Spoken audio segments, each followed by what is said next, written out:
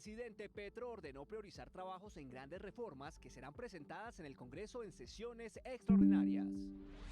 En cónclave con ministros fue socializada la reforma a la salud, que tendrá como puntos claves prevención, incremento del acceso, transición a nuevo sistema y mejora a atención primaria. Enviado a prisión hombre que asesinó a niña de 10 años en Pitalito, Huila, capturado no aceptó los cargos. Se unen el dolor de todas las madres que han perdido a sus hijas. En una marcha, familiares y amigos de Valentina Tres Palacios pidieron justicia y la máxima condena. Escoltas y contratistas de la UNP anunciaron protestas en la entidad. Exigieron claridad en casos de corrupción que los afecta. Grave accidente en Antioquia. Una persona murió y 3 más resultaron heridas. Vehículo particular chocó contra camión. Polémica por anuncio de Colpensiones. Entidad aclaró que no quieren ser bancos, sino prestadores de servicios. En el mundo, tragedia en Pakistán. 51 personas fallecieron en 2 accidentes de tránsito. Hay 10 niños entre las víctimas. Hexagonal del Sudamericano Sub-20 de fútbol comenzará el martes. Selección Colombia jugará en el Campín. Detalles en nuestra sección deportiva. Último día del Live Festival en Cartagena. Hablamos con el escritor Ricardo Silva. Y al cierre, lo que será noticia la próxima semana.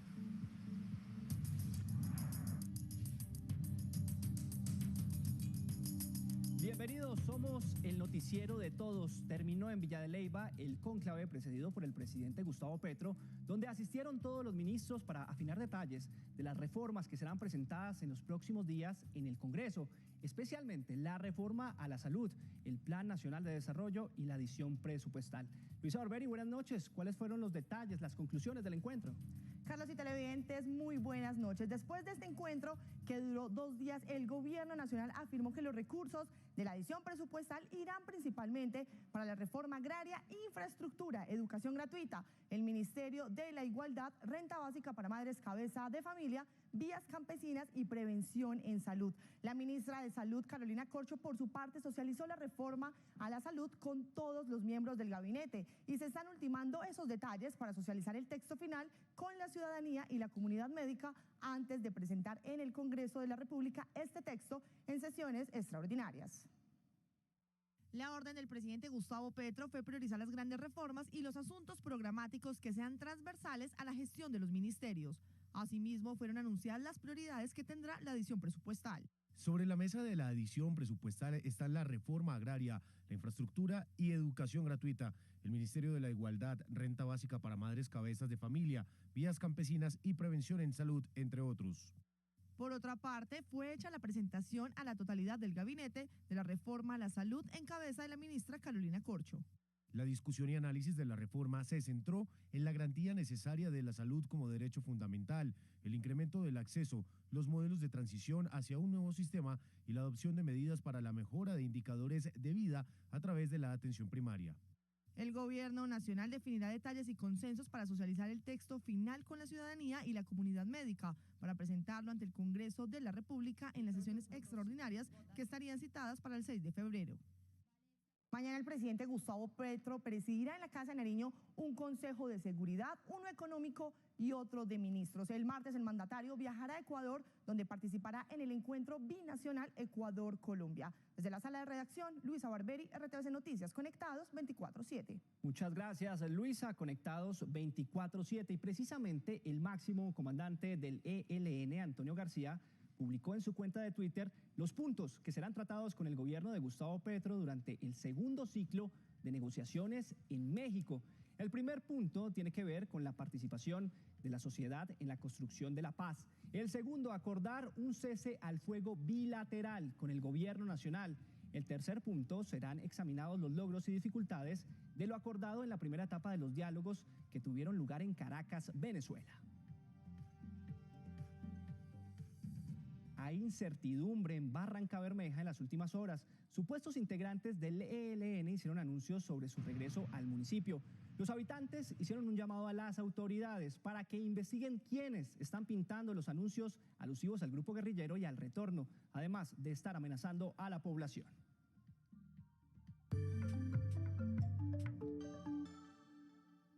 Y fue enviado a prisión el hombre que supuestamente asesinó a una niña de 10 años en Pitalito, Huila. El sujeto no aceptó los cargos imputados. La familia de la menor de edad espera que se haga justicia.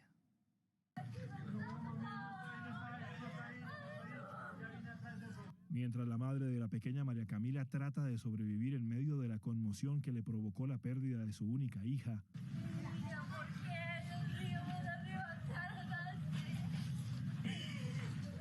Me la arrebató la vida, injustamente. Que por favor no lo saquen. A Jonathan Francisco García Tapias, supuesto agresor, le imputaron los cargos de homicidio agravado, tentativa de homicidio agravado y maltrato animal agravado. El procesado no aceptó los cargos y deberá afrontar el proceso desde prisión. Al procesado se le halló en su poder un cuchillo que se presume con el cual habría cometido el crimen. Además, los uniformados observaron manchas de sangre en su ropa. Por ahora, la familia de la niña asesinada continúa tratando de aceptar la tragedia, esa que no terminó con la partida de María Camila. La abuela sigue internada en un centro médico con pronóstico reservado. En Fontibón, occidente de Bogotá, familiares y amigos de la DJ Valentina Tres Palacios realizan una velatón en la que piden justicia y la máxima condena para John Nelson Poulos. Katy Sánchez, buenas noches. Muy buenas noches a usted y a todos los televidentes. Desde la localidad de Fontibón, en el Parque Los Cámbulos, lugar donde fue hallado justamente hace 8 días. Este domingo, hace 8 días, el cuerpo de Valentina Tres Palacios, se adelantó una marcha con familiares y con vecinos del sector hasta aquí, hasta el búnker de la Fiscalía, exigiendo justicia por el caso de Valentina, y no solamente por ese, sino también por las demás mujeres que han sido víctimas de feminicidio en el 2023. Este es el lugar donde fue arrojado el cuerpo de la DJ exactamente hace una semana, presuntamente por el que fue su novio, John Poulos. El parque lo pintaron color morado y decoraron la caneca de basura donde fue hallada. ¡Asesino! ¡Asesino! La familia pide que haya justicia, no solo por el caso de Valentina, sino por los feminicidios en el 2023. Me uno en el dolor de todas las madres que han perdido a sus hijas. Entonces le pido al gobierno nacional y a la justicia de Colombia que haga justicia por todas esas mujeres que quedan impunes, por esas muertes que quedan impunes. Pido justicia por mi hija Valentina Tres Palacios. Los amigos marchan por la ciudad que la vio crecer, piden que el caso no quede impune y que lleven a la cárcel a quien sea culpable lo más pronto posible. Que entienda que lo que está pasando con las mujeres no es nada, o sea, no es nada que podamos pasar como si nada. Realmente me siento muy afectada porque no quiero seguir enterrando a mujeres, amigas, hermanas, familiar. Estos son algunos de los feminicidios en el 2023. Jacqueline Álvarez, asesinada el sábado 21 de enero en Bogotá. Erika Cuadros, asesinada el viernes 20 de enero en Medellín. Gina Paola Bocanegra, asesinada el lunes 2 de enero en Medellín. Mariana Rueda Álvarez, asesinada el lunes 23 de enero en Medellín. Y Melissa Toro, asesinada el 21 de enero en Medellín. El martes 31 de enero, en Palo Quemado, habrá una audiencia donde le darán medida de aseguramiento a John Poulos por el juzgado 59 de Garantías. Informa Katy Sánchez desde el búnker de la Fiscalía para RTVC Noticias, conectados 24/7.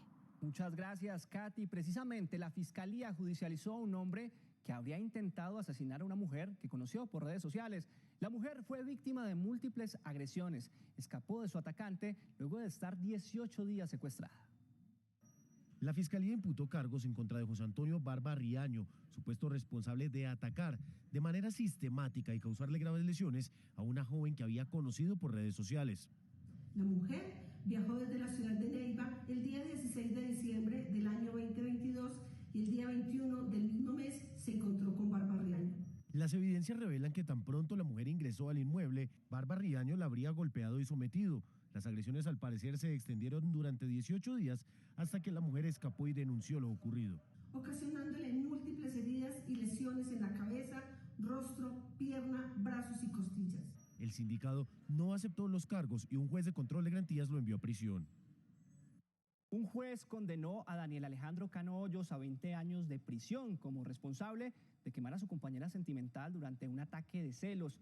En el curso del proceso se constató que el 21 de abril de 2021, en una vivienda del barrio 12 de octubre de Medellín, Cano Hoyos atacó con arma blanca a su pareja, ocasionándole varias lesiones en las piernas. Posteriormente, le lanzó alcohol y le prendió fuego. Escoltas, contratistas y personas con esquemas de seguridad de la Unidad Nacional de Protección anunciaron protestas en la sede. Según los funcionarios, hay varias irregularidades que los están afectando.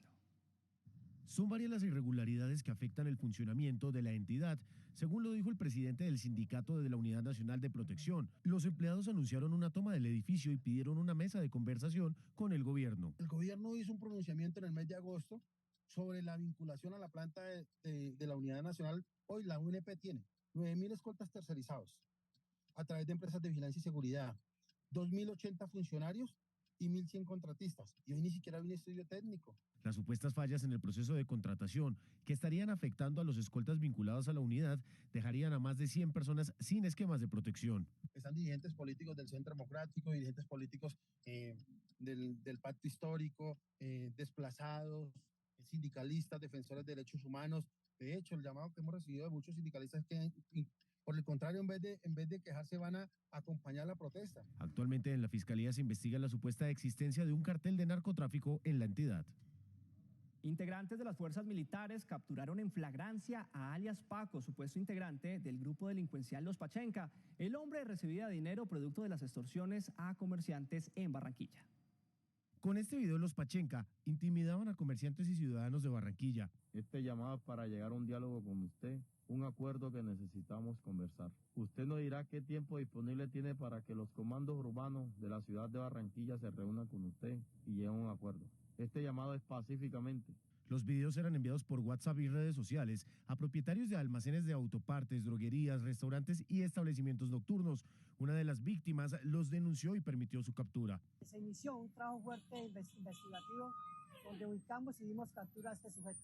En 2022, el Gaula Militar Caribe y el Gaula Militar Élite capturaron a 160 integrantes de grupos armados ilegales que estaban extorsionando a los habitantes de la capital del Atlántico.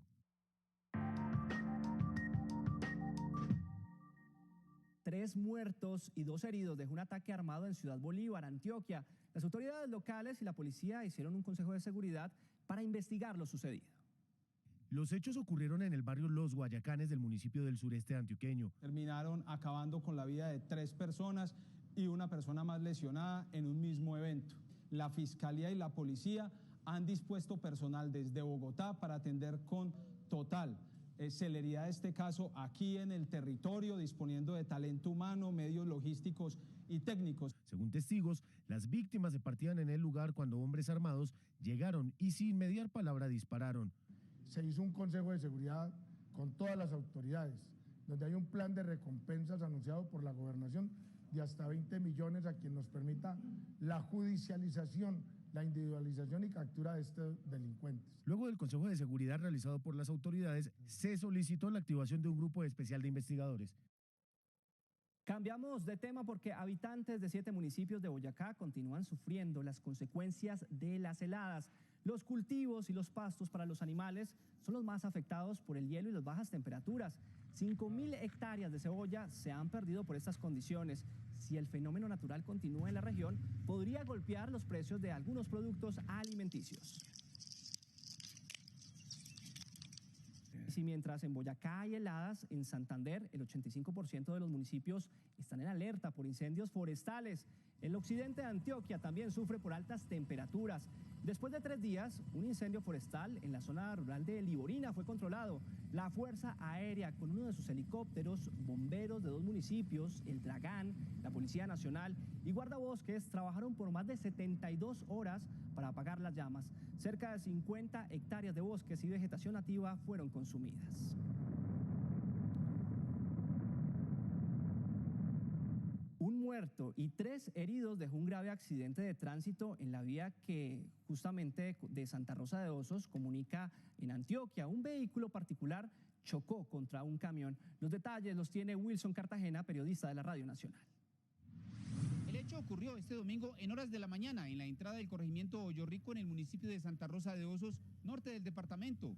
En el sitio murió el conductor del vehículo particular y sus 4 acompañantes sufrieron heridas de gravedad. En el automóvil hallamos el conductor del vehículo atrapado y 5 ocupantes más lesionados. Se trasladaron las 4 personas al centro hospitalario y el conductor se le hizo una maniobra de extricación vehicular y perdió la vida mientras realizamos esta maniobra. Radio Nacional de Colombia y RTVC Noticias conectados 24/7. Una protesta en la vía La Calera, norte de Bogotá, provocó una congestión de varios kilómetros por 3 horas. Un grupo de habitantes de los sectores El Hato y El Verjón se manifestaron por segunda vez en menos de 2 días y exigieron una tarifa diferencial de 200 pesos al cruzar el peaje de la población. Las autoridades analizan la solicitud.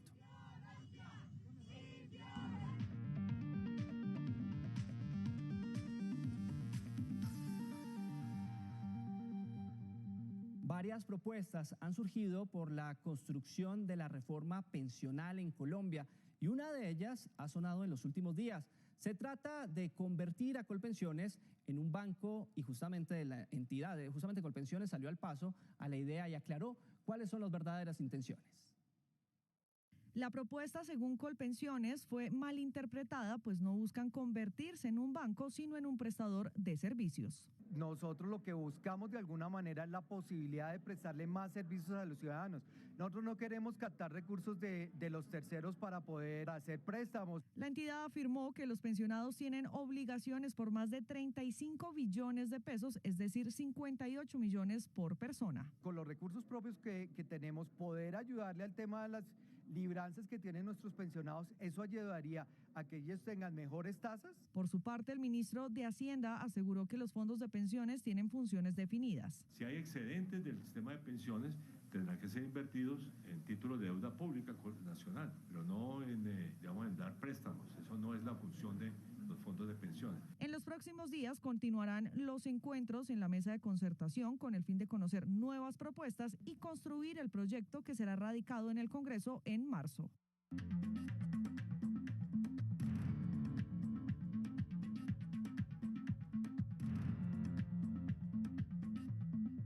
Dos trágicos accidentes enlutan a Pakistán en Oriente Medio. 51 personas murieron en los siniestros ocurridos con pocas horas de diferencia. Hay niños entre las víctimas.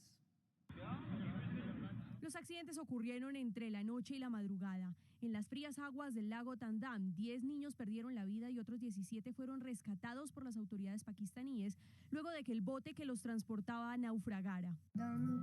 Íbamos a un picnic cuando nuestro bote se volteó en medio del lago. Yo me quedé atorado debajo del bote, me liberé y comencé a nadar lentamente, pero el abrigo que traía se hizo muy pesado y me empecé a hundir. La embarcación transportaba a 30 estudiantes de entre 7 y 14 años de una escuela local que iban de excursión. 3 más están desaparecidos. Más temprano, este autobús explotó luego de caer 15 metros desde un puente al norte de la ciudad de Bela, en la provincia de Baluchistán. 41 de los 48 pasajeros murieron. Entre las primeras hipótesis, el bus habría explotado porque al parecer transportaba diésel. Las autoridades aseguran que las víctimas no han podido ser identificadas debido a que quedaron calcinadas. Los cuerpos fueron transportados a Karachi para pruebas de ADN. Clima extremo en Afganistán con temperaturas de hasta menos 33 grados centígrados. La ola invernal ha dejado 166 personas muertas. Cerca de 100 viviendas han resultado afectadas. Más noticias internacionales a continuación. En las últimas horas, el ejército de Israel abrió fuego contra 2 hombres armados que intentaban cruzar desde Siria. Las fuerzas de defensa israelí desplegaron uniformados de infantería cerca de la barrera de seguridad de Cisjordania ante los recientes ataques en Jerusalén por cuenta de palestinos. El Papa Francisco hizo un llamado a ambos países para que encuentren otros caminos sin demora, incluido el diálogo y la búsqueda sincera de la paz. 3 personas murieron y otras 447 resultaron heridas luego de un terremoto de magnitud 5,9 que sacudió a la ciudad de Khoi, al norte de Irán. Según el Centro Sismológico del país, hubo 10 réplicas. Rusia, por medio de su Ministerio de Defensa, acusó al ejército ucraniano del bombardeo a un hospital en la región de Lugansk, que está bajo control de Moscú. El ataque dejó 14 personas muertas y 34 más heridas. El Kremlin acusó a Washington de estar directamente implicada por interferir en la guerra, entregando proyectiles múltiples a Ucrania. Donald Trump regresó a la carrera política para llegar de nuevo a la Casa Blanca. El exmandatario republicano anunció mitines en New Hampshire y Carolina del Sur. En una intervención, Trump prometió poner fin a la guerra entre Rusia y Ucrania. En medio del problema social en Perú, en donde la vía panamericana sigue bloqueada y hay protestas en Lima y otras regiones, un bus interprovincial con 60 personas a bordo se volcó en la denominada Curva del Diablo en la costa norte. 25 personas murieron.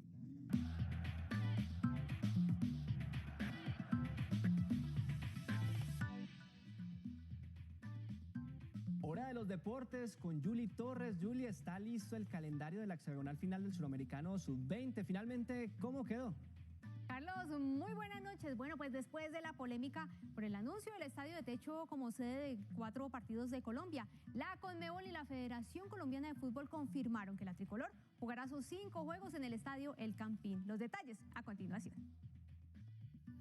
Luego de la gran respuesta de la hinchada de la selección Colombia en Cali, Bogotá no se podía quedar atrás.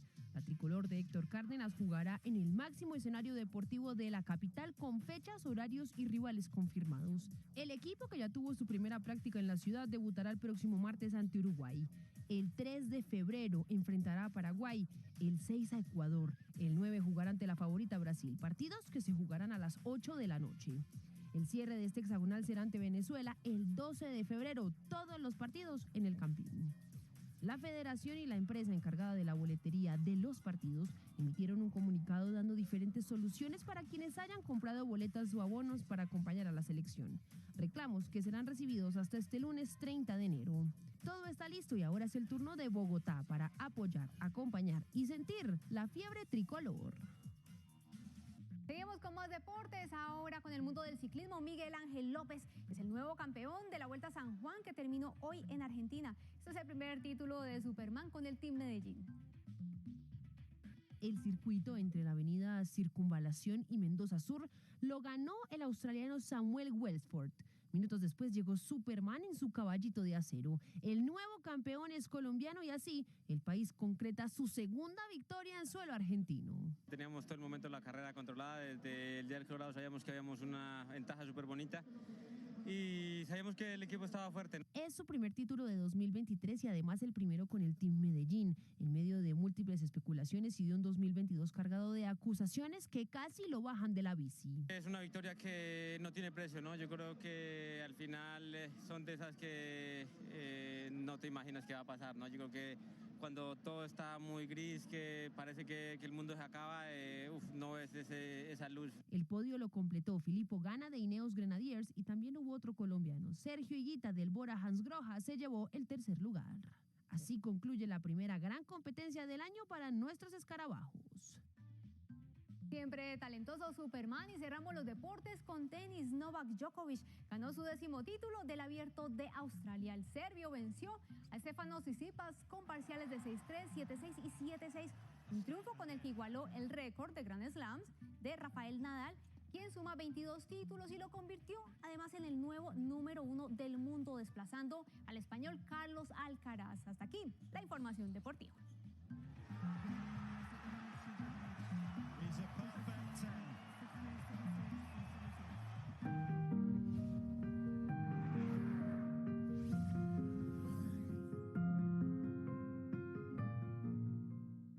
Últimas horas del iFestival en Cartagena. Ustedes pueden seguir las charlas a través de Señal Colombia. Nuestro director Jairo Patiño habló con Ricardo Silva Romero sobre su nueva novela, en la que hay mucho de relaciones familiares, de pareja y de redes sociales.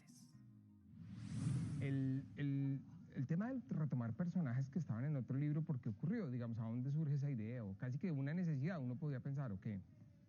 Pues realmente lo que pasó fue que, como la novela anterior, Cómo perderlo todo, tiene adentro la hipótesis de que el 2016 fue el peor año de la historia de la humanidad. Cuando llegó el 2020, la gente en redes especialmente empezó a decirme que tenía que actualizar el asunto. En 2020 la gente encerrada en cuarentena, angustiada, que se encontraba con Cómo perderlo todo, decía, hombre, por lo menos tiene que hacer una continuación en la que el 2020 compita con el 2016. Esto hace 20 o 30 años habría sido como una especie de sacrilegio, un autor recibiendo las sugerencias de sus lectores para hacer sus libros. Esto hace parte de la relación que usted tiene con ellos, ¿no? Esto es una cosa bastante distinta en usted. Yo creo que es particular, es una relación que viene pues desde el principio de mi paso por el mundo de los libros. Desde la primera novela que publiqué pues ha habido una relación más bien cercana y digamos es extraño para estos tiempos, pero era común hace 150 años cuando los lectores se encontraban con los escritores en la calle y les pedían que hicieran cosas o les reclamaban porque el capítulo de la semana en el periódico era el colmo y habían matado a Pinocho y había revoluciones porque Carlo Collodi había matado a Pinocho y le exigían una solución. Revivirlo, una solución. Esa cercanía las redes la han conseguido otra vez. Ricardo, y digamos, aquí al profesor Pizarro le pasa una cosa con Facebook en una novela y aquí con Twitter. Y uno pensaba un poco en la relación de las personas hoy con las redes sociales. Cuando yo veía al profesor Pizarro pensaba en eso, casi que cambió, y no sé usted qué piensa de eso, el sentido de la intimidad, ¿no? Es un nuevo manejo de la intimidad.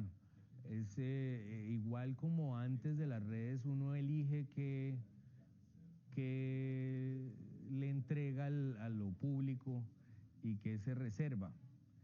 Pero hay gente que no se reserva nada, hay gente que es más dada a la exhibición, es más dada a tramitar sus problemas, sus glorias y sus miserias en público y yo creo que es toda una enseñanza, es decir, a mí me impresiona la gente que se conoce, se casa, se pelea y se divorcia en Instagram, por ejemplo.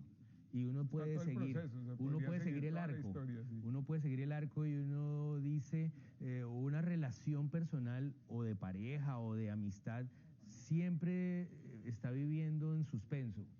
El género de cualquier relación es el suspenso. Pero si uno le mete el ruido de las redes y el compromiso de las redes, pues está metiendo todos los días una presión extra. Está llamando a una cantidad de vigilantes que antes solo aparecían el día del matrimonio. Eran las familias de los dos llegan y entonces hay un montón de padrinos y de vigilantes que están allí diciendo ojalá esta gente no se separe. El día del matrimonio todo el mundo lo está pensando, ojalá les dure. Ahora es en las redes todo el que quiera. Todas las semanas todo el mundo diciendo uy, esto... y la gente empieza a especular, es decir, hace rato no sacan fotos de los dos juntos, ahí tiene que haber algún problema. Es una vocación al melodrama y al ruido que es humano, pero sí le crea un problema nuevo y un problema brutal, una exigencia brutal a las relaciones de ahora.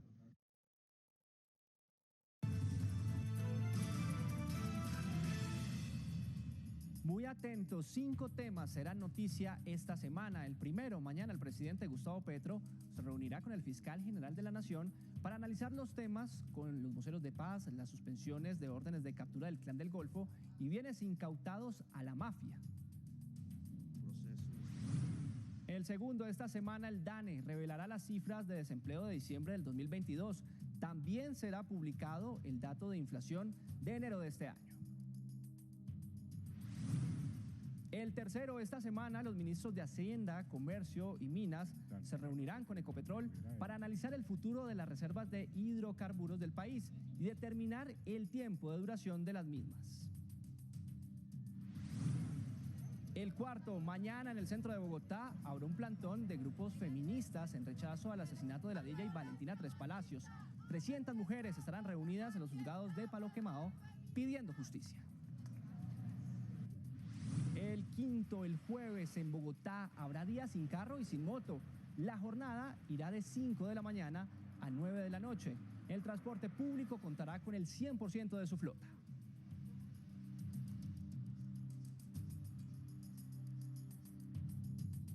Y hasta aquí RTBC Noticias del fin de semana. A las 9:45 de la noche, especiales RTBC Noticias, en el que hablaremos sobre la violencia de género. Y mañana al mediodía, más noticias de Colombia y el mundo. Feliz noche, que descansen.